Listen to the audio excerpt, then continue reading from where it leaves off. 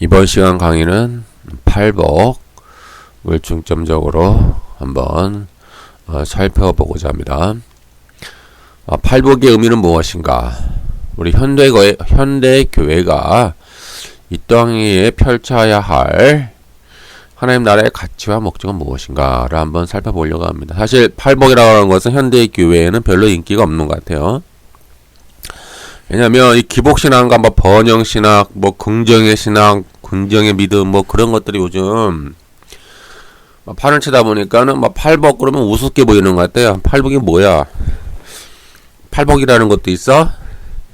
그 복이 뭐야 봤더니 뭐 심령이 가난한 자는 복이 있네. 뭐 그런 소리 하잖아요. 뭐 애통하는 자는 복이 있네. 온유한 자는 복이 있네. 가만히 봤더니 뭐 의를 위하여 핍박을 받는 자는 복이 있네. 뭐 그런 소리 하니까 이건 뭔 소리야? 뭐 옛날에 이런 말도 있었어. 이거 별로 뭐 인기가 없네. 이거 별로네. 이 말씀 뭐야? 이거 뭔 말인데? 이런 말씀 하셨어 주님이.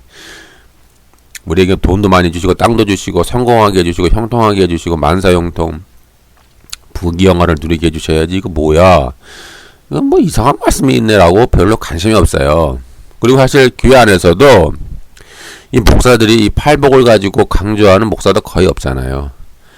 헌금 강조하고 뭐 봉사 열심히 해라, 뭐 기도 열심히 하라. 그러면 뭐 30배, 60배, 100배로 돌려받는다. 그딴 식으로 하니까는 이 팔복이라는 의미가 거의 없어졌어요. 사라져 버렸어요. 근데 주님은 이 산상설교에서 팔복을 처음으로 시작하잖아요. 5장에서 7장까지 산상설교에서 5장 첫 번째에서 딱 주님이 처음부터 시작하는 게 팔복의 가르침이잖아요. 그만큼 중요하다는 거거든요. 근데 우리는 현대교회는 거의 그 의미를 상실해 버렸어요. 팔복 있다는 것도 있어? 먹는 거야 뭐야? 뭐 중국집에 가면 나오는 뭐 팔복제 그런 거요? 별로 이렇게 우습게 여기는 거예요. 안타까운 현실입니다. 그래서 팔복의 의미가 무엇인가? 오늘날 우리가 현대를 살아가는 기독교인들이 놓치고 있는 게 무엇인가? 한번 살펴보려고 해요. 오늘날은 보통 뭐 승리지상주의, 뭐 성공주의, 번영신학, 현세적 기복신학, 뭐 영웅지상주의, 뭐 적극적 사고, 긍정적 믿음, 뭐 믿는 대로 다 이루어진다. 뭐 그런 어떤 약간 우월의식이 있어요. 그러니까 무엇이냐면 열심히 믿으면 네가 높은 자리에 올라가서 통치한다는, 그러니까 통치의 개념이 뭐냐면은 사람이 올라가서 사람들에게 명령하는 거, 사람들에게 지시하고, 사람들이 또 이거에 저거에 그런 이제 높은 자리에 올라가서 명령하는 거 있잖아요. 그거를 통치라고 생각해요. 기독교인들이. 이게 잘못된 가르침이거든요. 성경에서 말하는 통치의 개념은 막 명령하고 지시하고 따르지 않으면은 막 혼내고 말이죠. 어떤 옛날 왕 같은 와간 딱 쓰고 말이죠. 막 이렇게 막 명령을 내리잖아요. 말 잘 들으면은 보상을 해주고 말 안 들으면은 감옥에 가둘 수도 있고 뭐 심지어 뭐 죽일 수도 있고 그런 어떤 권세로 생각하는 분들이 너무 많아요. 오늘 현대 기독교인들의 통치의 의미가, 통치의 의미는 그런 게 아니에요. 통치의 의미는 일단은 죄와 싸우는 거예요. 죄와 싸우는 거. 예. 그러니까 이 어둠의 세력, 이 세상에 죄와 어둠의 통치가 왔잖아요. 그것도 하나의 통치예요. 창세기에 보니까 아담의 범죄를 말미암아 이 세상에 죄와 사망의 통치가 왔어요. 그럼 그 통치와 싸우고 이 땅에 하나님의 나라의 가치 그리고 하나님 나라의 목적을 실현하는 것이 통치 행위예요. 지금 뭐냐면 통치한다는 말은요, 우리가 통치자다, 뭐 왕 같은 뭐 제사자, 그러니까 왕이라고 하는 말에는 이제 통치라는 의미가 있죠. 그러니까 우리가 왕 또는 왕 같은 제사장 또는 뭐 왕이면서 제사장, 또 한 가지 우리는 나라, 그게 소유된 백성. 우리도 나라라는 말, 나라 킹덤이에요. 우리가 그게 하나님의 나라라고요. 나라가 뭐예요? 하나님의 통치가 우리를 통해서 실현이 되니까 우리가 나라예요. 나라. 그러면은 이 왕 같은 제사장에서 왕의 역할은 뭐냐? 그것은 죄와 싸우는 거예요. 이 세상에 그 어둠의 세력들 있잖아요. 이 가치관들, 세상의 가치관, 이 세속의 어떤 세계관들과 싸우고, 이 세상의 탐욕과 이 욕망과 미움과 시기와 그런 어떤 인간을 상품화하고 도구화하고 그런 바알 자본주의가 있지 않습니까? 물질주의, 만몬 숭배 이런 것들과 싸우는 거예요. 그러니까 하나님 말씀으로 싸우는 걸 통치한다라고 묘사하는 거예요. 성경은. 예? 영적인 전투에서 그런데 사탄의 가치관들, 이 세속의 가치관들과 싸우는 거예요. 자꾸 싸우고 그들을 물리치고 결박하고 그런 것을 통치라고 그러는 거예요. 통치. 그리고 또 하나의 의미는 섬긴다. 섬긴다. 공의를 베푼다. 자비를 베푼다. 용서를 베푼다. 그런 어떤 섬김의 의미로서의 통치가 또 있어요. 이렇게 이해를 잘 하셔야 돼요. 성경에서 말하는 통치라고 하는 것은 그렇게 말씀을 하는데 오늘날 이게 잘못된 가르침, 영웅지상주의나 뭐 번영신앙에서 가르치는 통치는 뭐냐면 명령하는 거예요. 높은 자리에 올라가서 이거 해. 너 일로 와. 마치 옛날 왕이 막 장신하들한테 명령을 내리잖아요. 너 이거 해. 너 이거 해. 너 이거 해. 보좌에 딱 앉아가지고 막 시키는 거예요. 시키고 이거 해 저거 해 막 그러고 그런 것을 그냥 통치라고 생각해요. 많은 사람들이. 그럼 그런 가르침 성경이 없어요. 없다고요. 이제 이러한 어떤 하여튼 긍정의 신앙, 믿음대로 되어진다, 이런 신앙, 좀 잘못된 가르침들이 많이 지금 편만해져 있어요. 그 기름기가 꽉꽉 차 있죠. 현대 기독교인들은 이 물질적 풍요 속에서 아주 기복적인 신앙으로 가득 차 있기 때문에 기름기가 가득 차서 살이 통통하게 올라 있어요. 그래서 이 상상설교를 보면은 이 조미료가 빠진 음식처럼 보여요. 조미료가 좀 이렇게 가미가 돼야 감칠맛이 있잖아요. 근데 조미료가 빠져가지고 맛도 없는 거야. 맹맹한 거예요. 이게 팔복이. 그리고 팔복을 보면은 또 행위 구원 아니야? 이신칭이만 구원받는데 이렇게 행하라 저렇게 행하라 용서해라 사랑해라 구제해라 그런 말이 이제 계속 나오잖아요. 상상설계에 보면은 그 사람들이 행위 구원 아니야? 행위 구원인데 이렇게 오해를 해요. 그러니까 아주 이게 상상설계 자체를 무시를 한다고요. 그리고 팔복도 무시를 하고 특히 근본주의자들, 특히 세대주의자들이 이런 경우들이 많아요. 제가 비판하잖아요, 그들을. 그러니까 오해는 하지 마시고요. 너무 기분 나쁘게 생각하지 마세요. 그러니까 이거 행위 구원도 아니에요. 이거는 믿는 자가 마땅히 해야 될 언약적 의무예요, 의무. 이렇게 하면은 우리 하나님 나라에 하나님 나라에 우리가 넉넉하게 들어가게 해주시라 이 말이야. 넉넉하게 들어가게 해주신다. 이신칭의에 대한 변질된 가르침이 많이 있다고 제가 이미 전에 이신칭의와 구원 그 강의했으니까 한번 들어보시고 로마서에 나타낸 이신칭의에 보면은 성경에서 말하는 이신칭의가 무엇인가가 있으니까 한번 읽어보세요. 이처럼 이제 마태복음 5장에서 7장까지 이런 산상설교는 이 땅 위에 임재한 하나님 나라가 임재했잖아요. 이미 예수님의 인격과 사역을 통하여 이미 실현되었다고요. 그러니까는 하지마 아직 완전하게 완성된 하나님 나라는 아직 도래하진 않았죠. 그것은 아직 미래로 남아있는 거예요. 주님이 재림 때. 그러나 지금은 이미 실현된 하나님 나라 천국이 있는 거예요. 그걸 통치라고 그러죠. 그 하나님의 자녀들이 그 하나님의 통치를 우리가 받는 거예요. 지금 받는 거예요. 죽어서 가는 내세천당이 아니라 이 땅에 지금 임재하고 있단 말이에요. 하나님 나라가 확장되고 있잖아요. 그 통치란 말이에요. 바실레아 투 데우. 제 강의 천국 가는 나라 한번 들어보세요. 제가 설명 잘 해놨으니까. 이 하나님의 통치를 받으면서 하나님이 그 하늘에서 펼쳤던 그 하나님의 통치 있지 않습니까? 완벽하게 하늘은 하나님의 통치가 완벽하게 구현되는 곳이잖아요. 완벽하게 100%. 그것이 이제 땅 위에서 실현되는 거예요. 이 땅 위에서 누구를 통해서 우리를 통해서 우리 하나님의 자녀와 백성을 통해서 하늘에서 하나님이 완벽하게 펼쳤던 그 하나님의 통치가 이 땅 위에 실현되는 것, 실현되고자 하는 것. 그래서 그것을 구체적으로 지금 산상설교에서 쭉 기록하고 있는 거예요. 그러니까 뭐냐면 하늘에 있는 하늘의 가치라 이 말이에요. 산상설교가. 하늘에서 하나님이 100% 하나님이 완전 통치가 실현되고 있는 하늘의 가치가 산상설교인데, 그 산상설교가 이제 이 땅에 내려와서 우리 하나님 나라, 우리 하나님 백성들을 통해서 이 땅 위에 너희가 그 하나님의 나라를 실현시켜라. 저 하늘에 있는 하나님의 나라를, 하나님의 통치가 이 땅 위에 우리 하나님 자녀를 통해서 이 땅 위에 실현시켜라 라고 하는 그러한 구체적인 하나님 나라의 통치 규범이고 또 하나님 나라의 영적 혁명이에요. 영적인 혁명이라고요. 어떤 뭐 정치적인 혁명, 무력과 폭력을 동원한 어떤 혁명이 아니라 하나님 나라의 백성들이 이 땅에 지배하고 있는 어둠의 세력, 죄와 사망의 세력을 타도하는 거죠. 쉽게 얘기해서. 네. 죄와 어둠의 세력을 타도하고 그들을 완전히 전복시키는 거예요. 그리고 이 땅에 의와 생명이 통치하는 하나님의 나라가 확장되도록 우리가 영적 혁명을 일으키는 거예요. 이 땅 위에서. 그러한 하나님 나라의 가치와 목적을 이 산상설교가 담고 있는 거예요. 그 안에.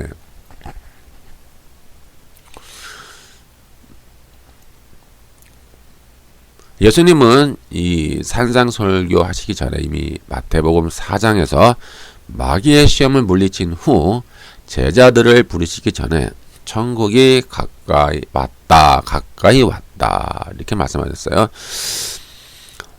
마태복음 4장 17절 이때부터 예수께서 비로소 전파하여 가라사대 회개하라 하나님의 나라가 천국이 가까웠느니라 이렇게 말씀하고 있는 거예요. 그러니까 이제 천국이요 예수님이 죽어서 천당 가느니라 회개하라라고 하지 않았어요. 너희가 회개하라 믿으면 죽어서 천당 가느니라라고 하지 않고 회개하라 천국이 지금 너희 안에 너희 삶 가운데 너희가 살아가는 이 세상에 가까이 왔다 이 말이야. 가까이. 그건 이제 신년천국이 아니에요. 마음의 천국이 아니라 너희가 살고 있는 이 세상에 하나님의 나라가 임재했다라는 뜻이에요. 그러니 회개하고 믿어서 이 땅 위에 임한 하나님 나라에 들어가라는 얘기요. 근데 들어가기 위해서는 어떻게 해요? 문을 열어야 되잖아요. 근데 하나님 나라는 눈에 안 보인다는 거예요. 안 보이는데 문을 어떻게 열어요? 그래서 문을 열기 위한 방법은 회개하고 우리가 믿고 우리가 영적으로 변화돼야 되는 거예요. 하나님 나라가 눈에 안 보이니까 그것을 뭐 중생, 뭐 거듭남, 하늘로부터 다시 태어나는 것, 기타 등등으로 묘사를 하고 있잖아요. 그럼 우리가 영적인 변화가 수반돼야 되는 거예요. 우리 자신이 영적으로 새롭게 태어나야 되는 거예요. 새롭게 영적으로 변화돼서 새롭게 태어나야 그 영적인 하나님 나라 눈에 보이지 않는 천국 하나님 나라 하나님의 통치 안에 우리가 들어가는 거죠. 들어가는 거예요. 그래서 천국 백성에 대해 천국의 다스림과 통치를 받고 천국의 열매 맺는 백성이 되어서 이게 아주 중요해요. 열매 맺는 백성이 돼야지 열매 맺는 백성이 되지 않으면요. 도끼가 나무 뿌리에 놓였으니 그 나무는 찍혀서 불에 던져져서 태움을 받는다라고 주님이 항상 강조했어요. 계속 복음서에서 강조하는 거예요. 근데 여기서 우리가 자꾸만 행위구원으로 이해를 해요. 행위구원이네 뭐 이신칭의만 있으면 다라는데 이게 구별이 안 되는 거거든요. 자꾸 구별시켜가지고 분리시킨다니까요. 행위구원이 아니라니까요. 제 강의에 이신칭의만 뭐 구원 그거 한번 들어보세요.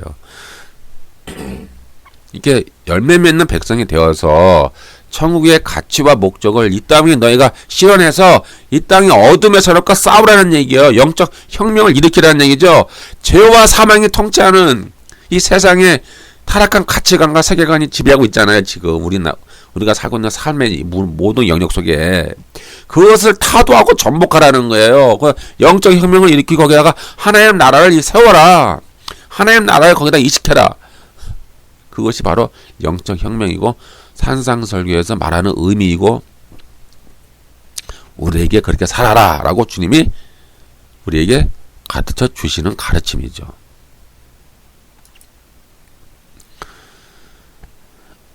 때문에 우리가 자꾸 뭐 예수님은 천당가요? 예수님은 천당 가요? 라고 하는 것은 제가 항상 비판했잖아요.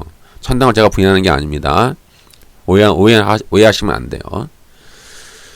결국 천당도 결국 뭐예요?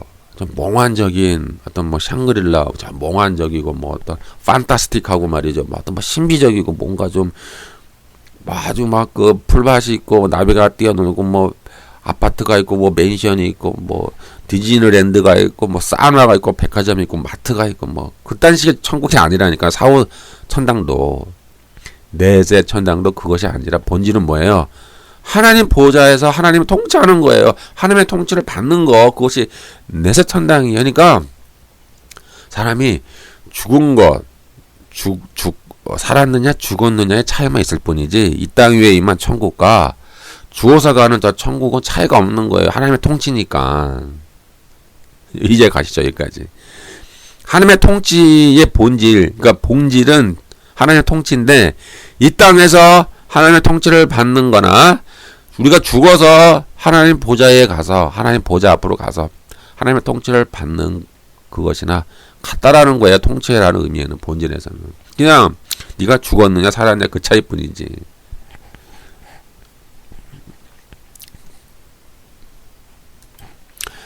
예수님이 천국을 전파하면서 병과 모든 약한 것을 고치셨는데 이렇게 행하신 기적과 치료는 단순히 사람의 호기심과 관심을 끌기 위한 신비적 체험과 기적이 아니에요. 어떤 마술적인 거, 어떤 뭐 신비적인 쇼?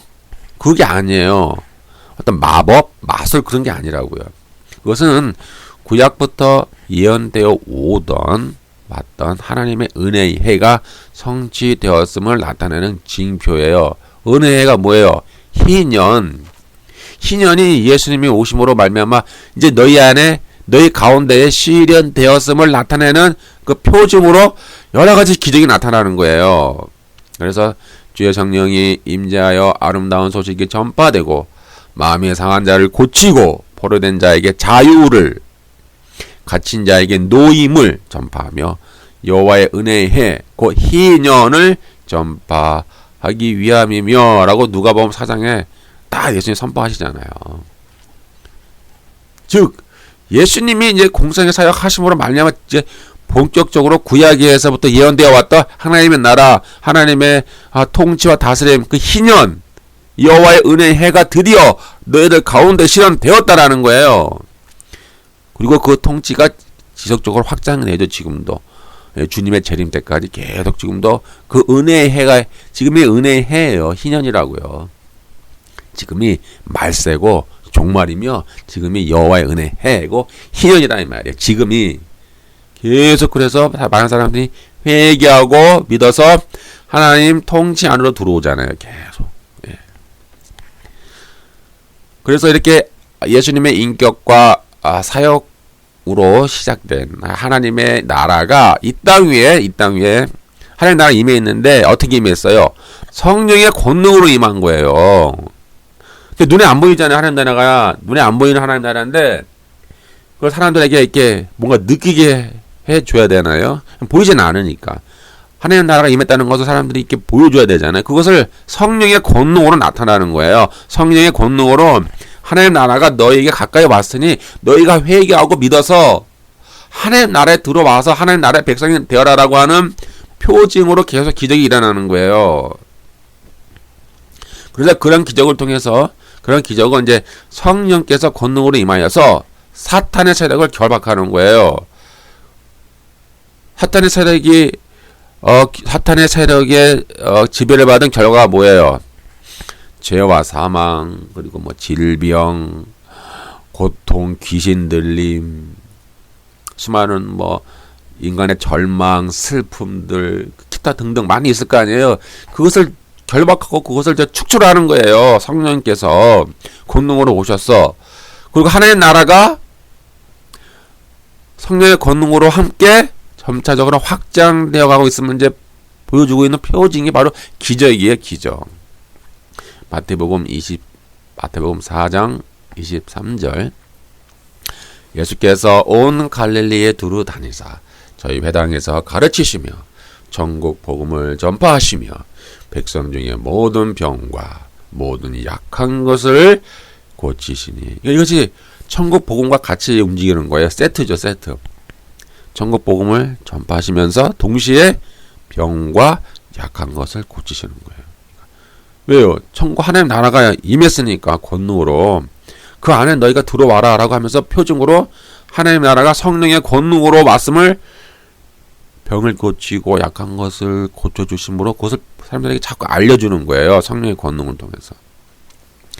24절 그의 소문이 온 수리아에 퍼진지라 사람들이 모든 앓는 자 곧 각색 병과 고통에 걸린 자 귀신 들린 자 간질하는 자 중풍병자들을 데리고 오니 저희를 고치시더라. 이렇게 되어 있는 거예요. 이것은 이사야 61장 1절의 예언의 성취잖아요. 주님이 누가복음 4장에 보면은 이사야 61장을 딱 펴셨잖아요. 그리고 안식일 날 회당에 가셔가지고 이 말씀이 오늘날 너희에게 응하였느니라 선포하셨어요. 누가복음 4장에 보면은. 그래서 이사야 61장 1절에 보면은 주 여호와의 신이 내게 임하셨으니 내게가 누구예요? 주님, 예수님. 하나님의 신이 예수님에게 임했다는 거예요. 그러니까 공생애를 말하는 건 공생애 사역기간. 이는 여호와께서 내게 기름을 부으사 가난한 자에게 아름다운 소식을 전하게 하려 하심이라. 아름다운 소식이 뭐예요? 천국 복음, 하나님 나라의 복음. 하나님 나라가 너에게 가까이 왔으니 회개하라. 그 복음을 말하는 거예요. 이렇게 아름다운 소식을 전하게 하려 하심이라. 나를 보내사 마음이 상한 자를 고치며 포로된 자에게 자유를 갇힌 자에게 노임을 전파하며. 네, 이렇게 이제 성령께서 권능으로 임했다라는 거예요. 하나님 나라가 성령의 권능을 통하여 이날에 이 땅에 임하였다. 그래서 예수님은 마태복음 5장에서 7장의 이 산상설교에서 이처럼 이 땅에 성령의 권능으로 임재한 하나님 나라 안에 너희가 들어와라. 그리고 천국의 통치를 받기 시작한 그의 제자들에게 하나님 나라의 가치와 목적이 기준이 무엇이냐 이 말이에요. 하나님 나라의 통치 수단이 무엇이냐 이 말이에요. 통치 수단, 통치를 하려면 어떤 통치 수단이 있을 거 아니에요. 통치 수단이 산상설교가 되는 거예요. 예수님이 구약 율법을 새롭게 재해석한 새 계명. 이제 이러한 하나님 나라의 통치 규범인데 이것을 산상설교에서 우리에게 제시를 해 주시는 거죠. 이러한 산상설교는 출애굽기에서 시내산에서 하나님이 십계명과 율법을 이제 모세를 통해 이스라엘 백성에게 이렇게 공표하시는 장면이 있잖아요. 시내산에서. 근데 마태복음 5장 1절에 보니까 예수께서 무리를 보시고 산에 올라가 그 나와요. 산에 올라가 앉으시니 제자들이 나오는지라. 이게 모티브가 비슷한 거예요. 예. 그러니까 시내산에서 하나님과 이스라엘 백성이 언약을 맺을 때 이스라엘 백성이 시내산에 나오잖아요. 나오죠. 가까이 오죠. 그리고 하나님이 시내산에 임재하시잖아요. 강림. 가까이 임재하신다고요. 근데 마찬가지로 마태복음 5장에 보니까 예수님이 산에 다 올라가시는 거예요. 맞지? 시내산에 임재하시는 여호와 하나님을 이제 상징하는 거예요. 쉽게 얘기해서. 그리고 제자들이 산에 싹 나오잖아요. 마치 이스라엘 백성들처럼. 그런 이제 어떤 모티브가 있는 거예요. 그런 뉘앙스로 해서 나는 이제 산상설교 의미가 나는 여호와 하나님이다. 시내산에서 이스라엘 백성들과 언약을 맺으면서 율법을 주었던 그 여호와 하나님이다. 이제 나는 이제 너에게 그 율법을 다시 재해석해 주겠다. 그러니까 껍데기는 다 벗기는 거예요. 껍데기는 뭐예요? 뭐 제사를 드리는 거, 성막을 짓는 거, 동물 제사를 드리는 거, 뭐 안식일을 지키는 거, 뭐 할례법을 행하는 거, 뭐 음식법, 이건 먹어라, 저건 먹으면 안 된다. 그런 기타 등등 많이 있잖아요. 그 껍데기를 다 없애버리고 그 본질을 이제 가르치는 거예요. 본질은 뭐예요? 사랑, 희생, 용서, 자비, 긍휼, 치유, 회복, 하늘의 은혜, 하늘의 충만한 생명, 기타 등등등. 그런 본질을 우리에게 이제 가르쳐 주시는 거예요. 그 다시 말하면 구약의 율법과 예수님의 그 산상설교는 다르지 않아요. 구약 율법의 본질을 주님이 다시 우리들에게 다시 그 본질만을 가르쳐 주신 거예요. 껍데기는 사라졌어요. 왜요? 주님이 히브리서에 보면은 이제 주님이 자신의 몸을 희생제물로 이제 드릴 거 아닙니까? 이제 산상설교는 아직 예수님은 이제 십자가에 죽으시지 않으셨으니까 이제 죽는 걸로 가정했을 때 히브리서의 말씀에 보면은 예수님이 자기 자신의 몸을 영원한 거룩한 산 제물로 드렸어요. 그래서 동물 제사가 필요 없어요. 이제 왜요? 영원한 단 한 번의 제사를 드렸죠. 거룩한 제사. 그리고 휘장을 찢었어요.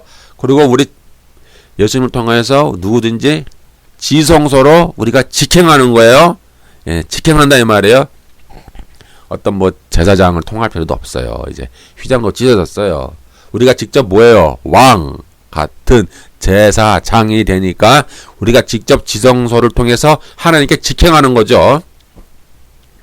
그러니까 이제 다시는 성막도 필요 없는 거예요. 사실 성막, 성전, 예루살렘 성전도 의미가 없는 거예요. 그러니까 AD 70년에 이제 예루살렘 성전 자체를 주님이 의미가 없어요. 그걸 파괴시키잖아요. 이제 다시 저 팔레스틴 이스라엘 땅의 환란 성전을 다시 짓는다라고 하는 것은 그것은 성경에 없는 말이에요. 제가 그것을 비판하지만은 환란 성전을 다시 질 필요가 없어요. 왜요? 예수님이 친히 성전이 되셨고 예수님이 그랬잖아요. 이 성전을 허물라 내가 3일 만에 다시 일으키리라. 그 뭐예요? 자기 자신을 말한 것이다라고 성경에 기록되어 있잖아요. 또 두 번째 성전은 뭐예요? 하나님의 백성. 하나님의 백성들을 성전이다. 내가 너희들을 나의 백성들을 내가 처소로 삼고 내가 나의 백성들에게 내가 거하며 나의 백성들에게 내가 영원히 함께 하겠다라고 해서 우리 백성들이 하나님의 이제 진정한 성전이 되는 거예요. 그러니까 눈에 보이는 어떤 건물, 종교 시설 있잖아요. 건축물은 그냥 종교 시설이에요. 건물이라고요. 그거 크게 짓는다고 하나님 영광 받지 않아요. 하나님 영광 받는 것은 우리 하나님의 백성들이 잘 지어져 가는 것. 하나님의 백성의 성전이니까.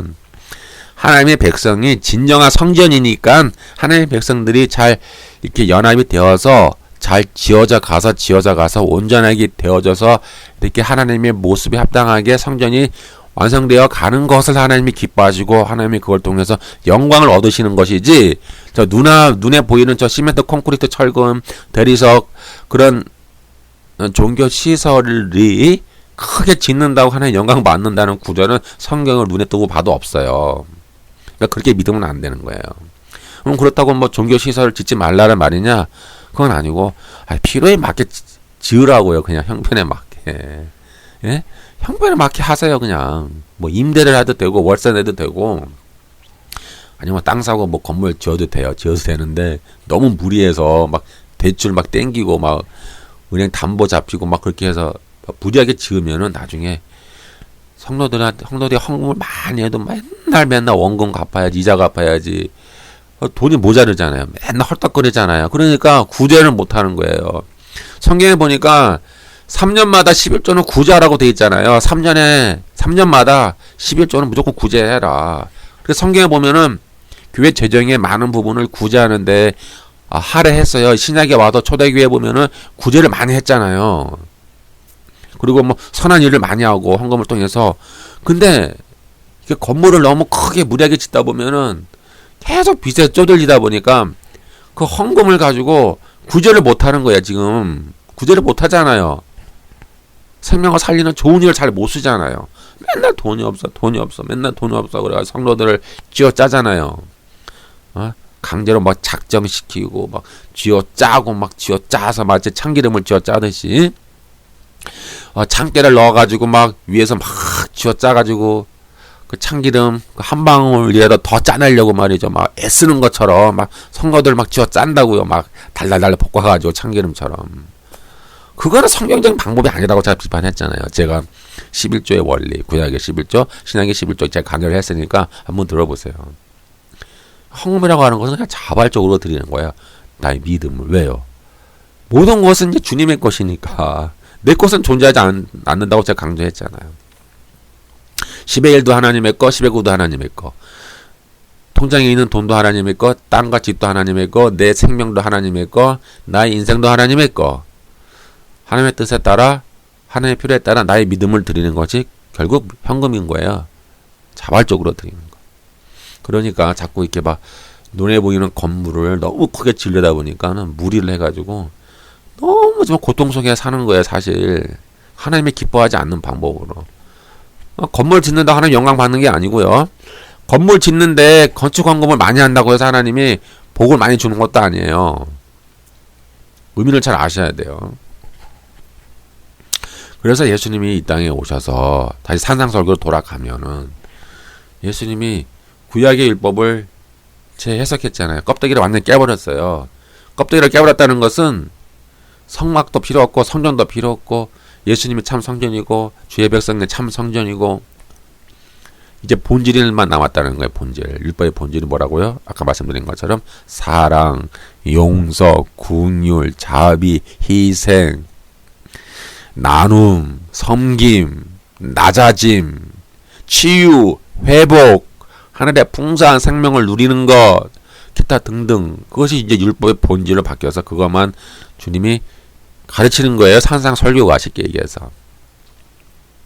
마태복음 5장 17절. 내가 율법이나 선지자를 폐하러 온 줄로 생각하지 말라. 폐하러 온 것이 아니요 완전하게 하려 함이라. 완전히 뭐예요? fulfill. 성취. fulfill 한다는 거 완전 채운다는 거예요. 완성시키러 왔다는 거예요. 예수님이. 그러니까 껍데기는 다 주님께서 없애버리시고 본질을 다시 회복시킨 거야. 특히 이 당시 이제 유대인들이 말이죠. 뭐 장로의 유전, 사람의 계명을 만들어 가지고 하나님의 율법을요 막 난도질 해놨어요. 막 박살 낸 거예요. 그러니까 본질을 왜곡하고 자기 인간의 생각과 해석을 막 거기에 첨가시켜 가지고 자기의 인간의 법이 하나님의 율법보다 더 상위법이 돼버린 거예요. 그러니까 하나님의 율법이 하위법이 돼버리고 인간의 계명과 장로의 유전이 율법의 상위법이 돼가지고 사람들한테 장로의 유전과 사람의 계명을 강요하잖아요. 계속. 주님이 그걸 비판했죠. 복음서에서. 주님이 그 장로의 유전과 사람의 계명을 완전히 박살내버리고 없애버리고 이 하위법으로 쳐져 있던 하나님의 율법을 다시 회복시키는 거예요.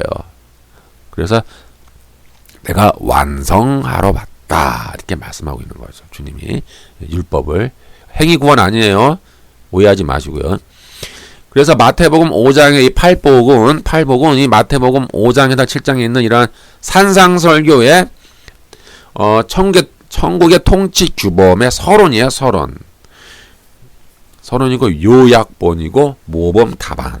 즉 하나님 나라의 가치와 목적을 위해서 요약한 거예요. 팔복은. 그래서 하나님 나라의 통치 규범, 통치 수단 아니면 하나님의 통치 원리라고 할까요? 통치 원리. 예, 모범 답안이 산상설교에 있는데 특히 팔복에 담겨져 있는 거예요. 이러한 삶을 너희가 추구해라.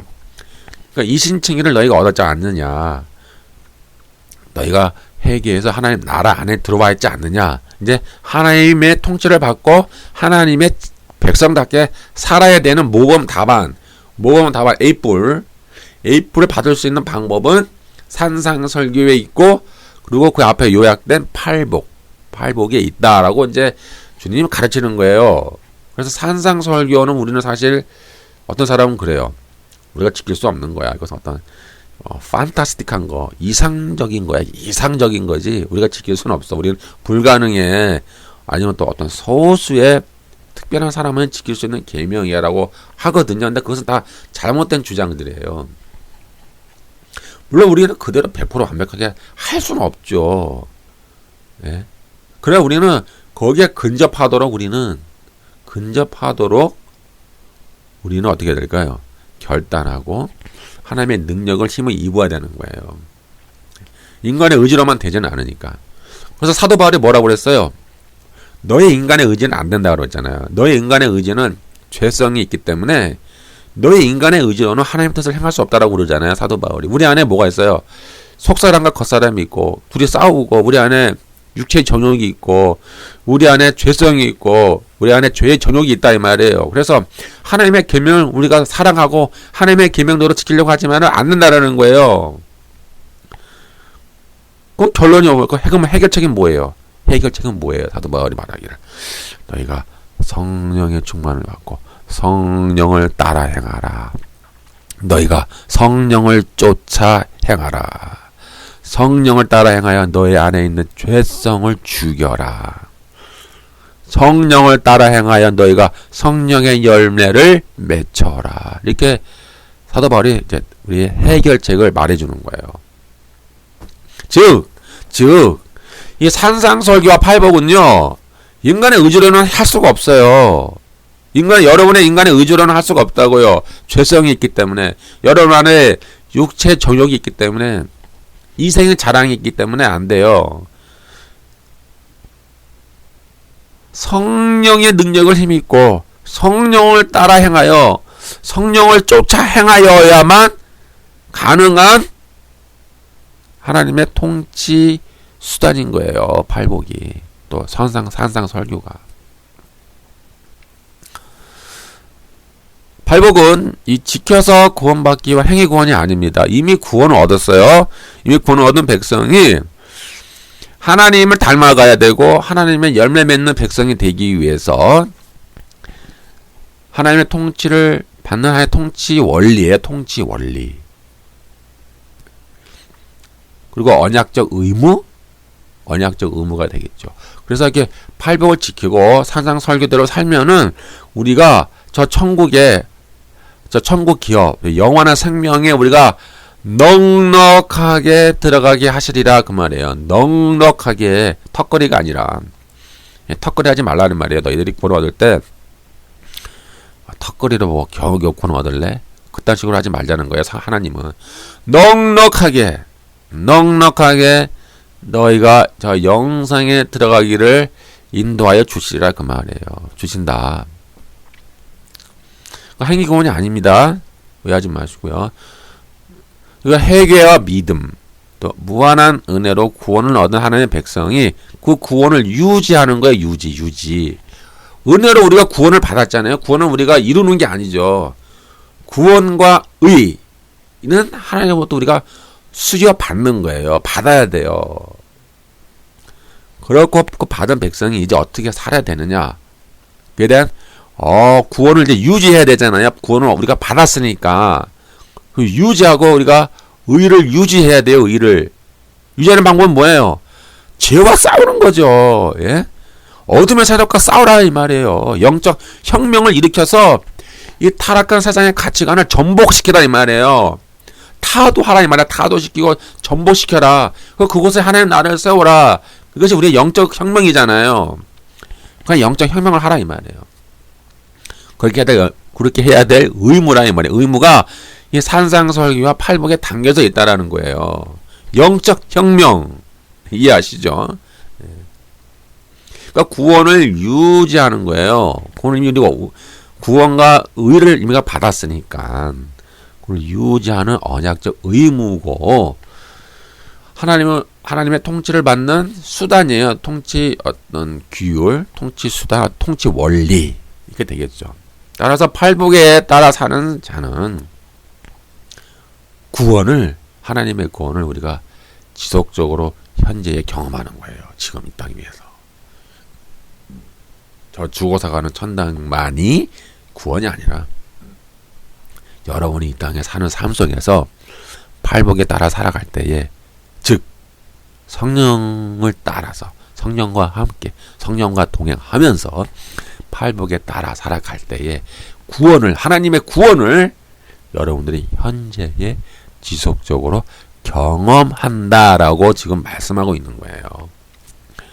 그리고 이 땅 위에 이 땅에 하나님 나라의 가치와 목적을 실현하여 부패와 죄악과 타락한 문화와 세속적 가치관과 세계관과 사탄의 일하 세력들을 결박하고 만문 숭배와 탐욕과 바알 자본주의를 결박하고 하나님의 통치와 다스림을 그곳에 세우고 확장하는 것이죠. 다른 말로 표현하면은 영적 혁명.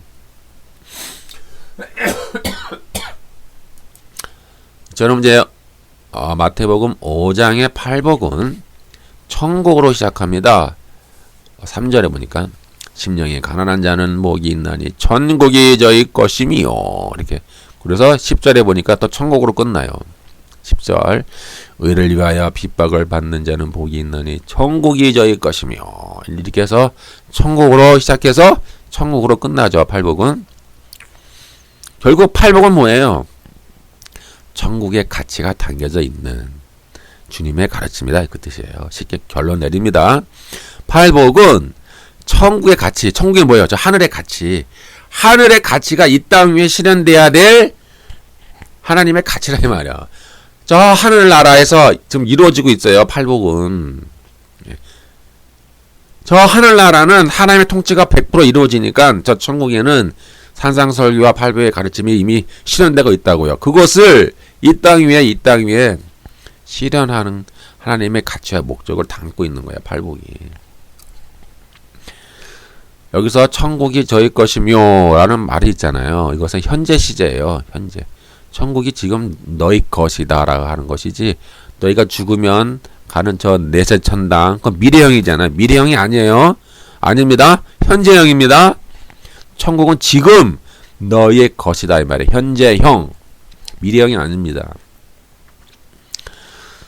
지금 이 땅 위에 임하여 하나님의 말씀과 성령의 권능을 통해 하나님의 통치를 받는 이 천국이 너희에게 지금 주어져 있다라는 의미죠. 하나님은 이렇게 팔복에 따라 사는 제자들에게 돈으로 살 수 없는 천국의 소유권을 이제 부여해 주시는 거예요. 그리고 천국의 능력과 천국의 은혜와 보호하심이 제자들과 영원히 함께 한다는 것을 이제 약속하고 계시는 거예요. 5장의 팔복은 세상이 추구하는 복과 전혀 달라요. 복에 대한 새로운 정의를 내리면서 주님은 천국에서는 이러한 사람이 복이 있는 것이다 라고 이제 하늘의 기준을 말씀하는 거예요. 이 땅의 기준에 의해서 복은 뭐예요? 잘 먹고 잘 사는 거잖아요. 천지신명께 비나이다. 잘 먹고 잘 살게 해주시고, 형통하게 해주시고, 무병장수하게 해주시고, 성공하게 해주시고, 출세하게 해주시고, 기타 등등. 예? 그러니까 그것이 이 땅 위에서 이 땅 위에 있는 사람들이 추구하는 복이라 이 말이에요. 이 땅 위에 사람들이 추구하는 복의 기준은 이러한 것인데, 그러나 저 하늘의 하나님의 기준에 의한 하늘의 가치에서 본 복은 이 팔복에 담겨져 있다라는 거예요. 그러니까 이 땅 위에 있는 복과 저 하늘 위에 있는 복은 다른 거예요, 여러분들이. 그러니까 교회 안에서 자꾸 이 땅 위에 있는 복을 가르치자 이 말이에요. 제가 비판하는 이유는 기분 생각까지 마시고요. 오해도 하지 마시고. 그러니까 자꾸 교회가 타락하잖아요. 교회가 변질된다고요. 타락하고. 이 땅 위에 있는 복을 가르치니까 교회에서 맨날 복 받아라 하면서 이 땅 위에 있는 복, 이 땅 위에 있는 사람들이 추구하는 이 세상의 복을 교회에서 가르치고 강조하니 교회가 타락하고 변질되고 있다는 것이고, 팔복은 뭐예요? 저 하늘의 가치, 하늘의 가치에서 본 복이라 이 말이에요. 예? 하나님의 입장에서 본, 하나님 나라에서 저 하늘에 계신 하나님이 눈에서 본 복은 팔복이다 이 말이에요. 근데 너희는 왜 팔복을 추구하지 않느냐 이 말이죠. 주님은 왜 이 땅 위에 있는 복을 자꾸 추구하고 저 하늘의 복을 또 하나님이 귀중하게 여기시는 하늘의 복을 왜 추구하지 않느냐 그 말이에요. 따라서 이렇게 팔복에 따라 하늘의 가치가 담겨져 있는 그 하늘의 복에 따라 사는 사람은 이미 복이 있는 거예요. 이미 앞으로 복이 될 것이라가 아니라 이미 복이 있기 때문에 제자들은 그런 팔복의 가치를 진정한 복의 가치로 받아들여서 이 땅 위에 실현하라는 거예요. 이 땅 위에 이 땅 위에 사람들이 추구하는 이 세상의 복을 전복시키라 이 말이에요. 그걸 깔아 뭉개고 저 하늘의 가치, 하나님이 중요하게 여기시는 그 복의 가치를 너희가 이 땅에 살면서 이 땅에 실현하라. 그 팔복대로 살아가라. 그것이 진정한 복이다. 그것이 진정으로 하나님이 인정해 주시는 가치 있는 삶이다라고 주님은 말씀해 주고 있는 것이죠. 따라서 팔복에 따라 사는 사람은 하늘에서 복이 있다고 정한 기준에 따라 합격점을 받는 거예요. A+를 받는 거예요. 99.9999999점을 받는 거예요. 하나님의 기준에 의해서. 그리고 이 땅 위에만 지금 실현된 천국에서 주님의 제자들이 실현해야 할 중요한 하나님의 나라의 가치와 목적을 담고 있는 것이죠. 따라서 이 땅 위에 사람들이 추구하는 이 땅 위에 있는 복과 달라요. 이 땅 위에 있는 복과 하늘의 복은 다르다 이 말이에요. 복이 있도다. 이것을 원문적으로 해석하면은 복이 있도다. 심령이 가난한 자여. 이렇게 해석이 됩니다. 이미 복이 있는 거예요. 심령이 가난한 자는 복을 받을 것이다가 아니에요. 이미 너는 복이 있는 거야. 심령이 가난한 자여. 이렇게 말하는 거예요. 복이 있는 거야. 너 애통하는 자야. 복이 있도다. 온유한 자야. 복이 있도다. 의에 줄이고 목마른 자야. 복이 있도다. 긍휼히 여기는 자야. 복이 있도다. 마음이 청결한 자야. 복이 있도다. 화평하게 하는 자야. 복이 있도다. 의를 위하여 핍박을 받는 자여. 이렇게 말하는 거예요. 이미 넌 이미 복이 있어. 얼마나 차이가 많이 납니까? 이 땅 위에 있는 복과 이 땅이 추구하는 복과 저 하늘에서 우리에게 요구하시는 복이 얼마나 차이가 있겠습니까? 이렇게 얼마나 차이가 많이 난단 말이에요. 우리가 지금까지 교회에서 헛된 것을 추구하는 거예요.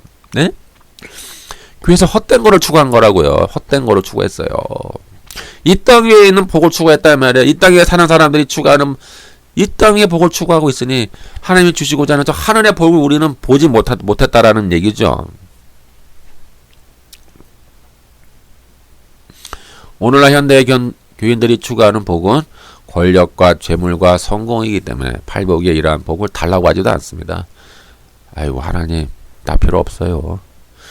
나 필요 없으니까요. 그냥 다른 사람이나 주세요. 이딴 거는 나한테 복이라고 주시다니 하나님 나를 좀 무시하는 거예요? 나한테 필요 없으니까 다른 사람에게나 주세요. 왜 자꾸 나한테 주려고 하세요? 난 필요 없습니다. 주님. 이들은 이 팔복을 저주라고 생각해요. 이게 뭐야? 저주인데 이거? 이거 완전 심판받는 거 아니야? 이거 뭐야 지금? 이거 어떻게 이렇게 살아? 이거 불가능한 거야. 이렇게 이제 생각하죠 보통. 그러면서 예수를 믿으면 복을 받고 죽으면 내세 전당 간다고 믿는 거예요. 그러니 주님의 입장에서 어떻게 천국의 가치와 목적과 규범을 어필을 하지 않을 수가 있겠습니까? 헛된 것을 믿고 있으니. 야 너희들은 왜 자꾸 헛된 것을 추구하냐. 정말 내가 너희들한테 말하고자 하는 의도는 모르겠니? 좀 제대로 깨달아 봐. 이렇게 주님이 계속 오늘 현대 교회에 말씀하고 계신다니까요. 근데 그걸 잘 못 들어요 사람들이.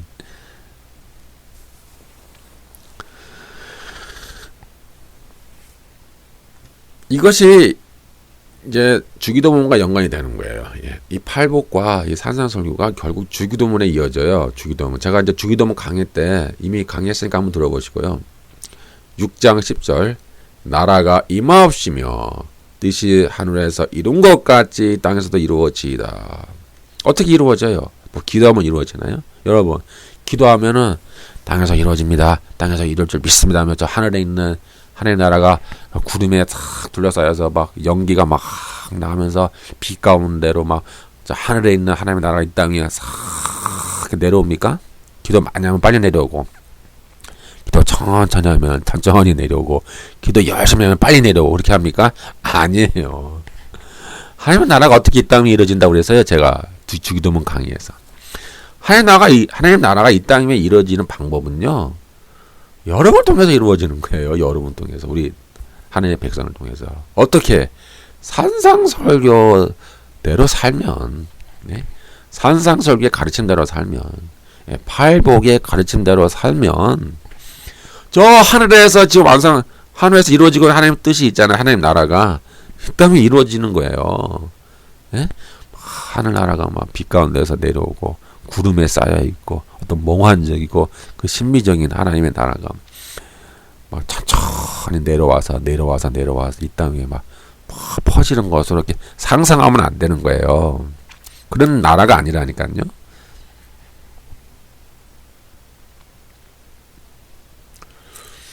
네, 결론을 내립니다. 팔복과 산상설교는 그리스도의 인격과 사역을 통해 이 땅 위에 임한 천국, 하나님의 나라, 하나님의 다스림과 통치의 성격과 실체를 보여주는 거예요. 예. 이대로 살면 하나님 나라, 하늘에서 완벽하게 이루어져 있는 하나님의 나라가 이 땅 위에서 너희를 통해서 이루어지는 것이다.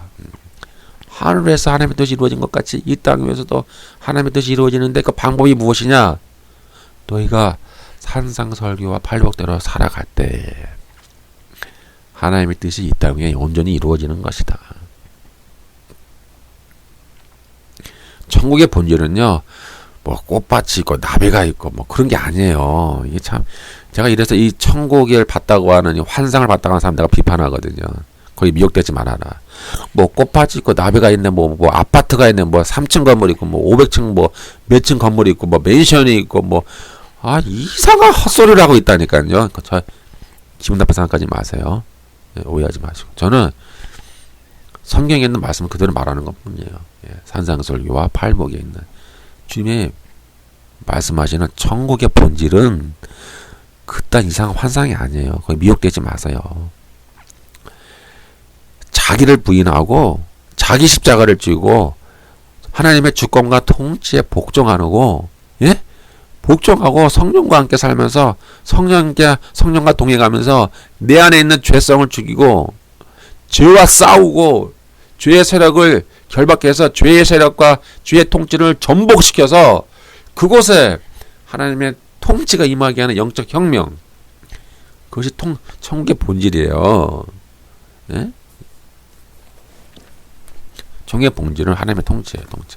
그리고 요한계시록에 보면은 21장에 새하늘과 새 땅과 새 예루살렘 성이 이 땅 위에 임하잖아요. 그것은 이 땅에 임한다고 이 땅 위에 저기 우주 어느 끝에 어느 이상한 어떤 안드로메다 어떤 은하계에 존재하는 그런 몽환적인 하나의 나라가 아니에요. 천국이 아니에요. 이 땅에 임하는 거예요. 그리고 하나님과 주님이 친히 성전이 되는 거예요. 인간이 지금 건물이 필요 없어요. 하나님과 예수님이 친히 성전이 되고 우리 하나님의 백성 어린 양 그리스도의 신부, 어린 양의 신부, 그리스도의 신부가 새 예루살렘 성이 되는 거예요. 그 본질은 뭐야? 다시 얘기하면 통치. 요한계시록 21, 22장 보면은요, 하나님의 통치예요. 그냥 통치가 이제 이 땅 위에 영원히 지속되는 거예요. 그러니까 천국은 뭐 무릉도원 뭐 샹그릴라가 아니라니까. 저기 어떤 우주 끝에 안드로메다 어디 뭐 신비하라운 어떤 은하계 세워질 그런 몽환적인 뭐 영화에서 보는 것 같은 그런 어떤 신비로운 세계가 아니에요. 천국은. 여기까지 마치고요. 계속 이어서 팔복에 대해서 이제 하나하나 계속 이제 조명을 해 보겠습니다.